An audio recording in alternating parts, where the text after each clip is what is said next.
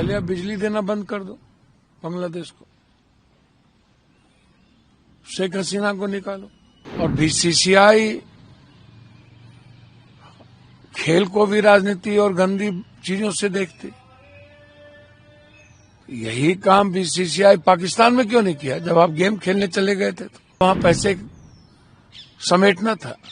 पाकिस्तान और हिंदुस्तान के नाम पर आपको राजनीति करनी थी। पहले आप बिजली देना बंद कर दो बांग्लादेश को, शेख हसीना को निकालो। जितने उद्योगपति पूंजीपति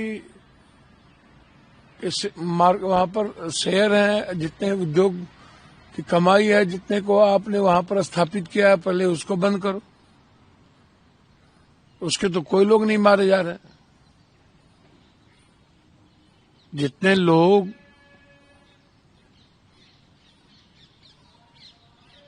को आप सनातन के नाम पर मरवा रहे हो, तो ये पूंजीपति और उद्योगपतियों का क्यों नहीं?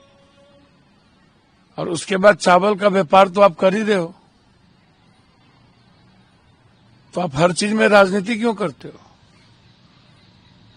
और बीसीसीआई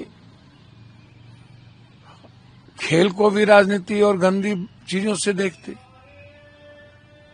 यही काम बीसीसीआई पाकिस्तान में क्यों नहीं किया? जब आप गेम खेलने चले गए थे तो, क्योंकि आपको वहां पैसे समेटना था। पाकिस्तान और हिंदुस्तान के नाम पर आपको राजनीति करनी थी।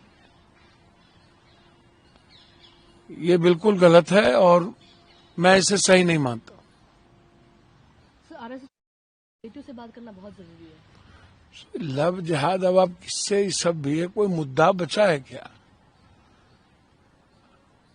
सारे बीजेपी, सारे नेताओं के, बीजेपी छोड़ो, सारे नेता पदाधिकारी और बड़े पूंजीपति उद्योगपतियों का बेटा बेटी तो लव जिहाद में ही फंसा रहता है।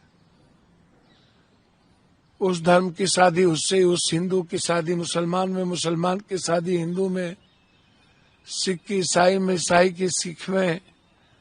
कोई दलित आईएएस हो गया, पता भी चलता है कि किससे शादी हो गई। आम आदमी के साथ कोई मुस्लिम आईएएस हो गया, हीरो हो गया, पता भी चलता है कि किससे किसकी शादी हो गई।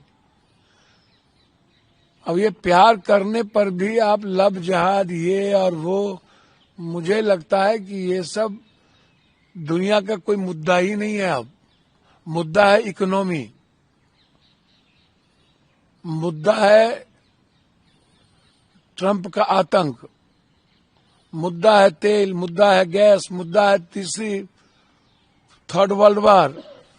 ये सब कोई मुद्दा ही नहीं है। और इस मुद्दे को लेकर के आने वाला जो यूथ का जनरेशन है, किसी का नहीं सुनेगा और सब अपनी लाइफ जीना चाहता है। अंकिता भंडारी केस में कोई हाई पॉलिटिक्स लीडर का कुछ मुझको तो समझ में नहीं आता। सैया भेल कोतवाल तो अब डर काहेगा भैया। सुरसुर और मुरमुर मुद्दे भी हम, मुद्दाले भी हम। तो एसपी पहले ही दुनिया कह चुकी है, कोर्ट कह चुका है कि तोता होता है जिसकी सरकार उसकी बात होती है, जिसकी लाठी उसकी भैंस। तो एसपी क्या कहेंगे? एसपी क्या करेंगे? आप बताइए ना। तो खुद एमएलए की पत्नी और उसी के दल के लोगों ने कहा है, देखे गए। तो साइंटिफिक जांच हो गई क्या एसपी साहब? तो यदि नहीं है तो सीबीआई इंक्वायरी करा लीजिए, उस पर दिक्कत क्या है? और हाई कोर्ट, सुप्रीम कोर्ट के जज के मॉनिटरिंग में करा लीजिए। दूध का दूध, पानी का पानी हो जाएगा। सीबीआई इंक्वायरी करा लीजिए। हम चाहते हैं सीबीआई इंक्वायरी हो। सर, कमिंग टू द, और कल रात को उनके प्राइम मिनिस्टर को भी ड्रग केस में प्रोसिक्यूट करके अंदर ले आए न्यूयॉर्क में, उनकी वाइफ को भी।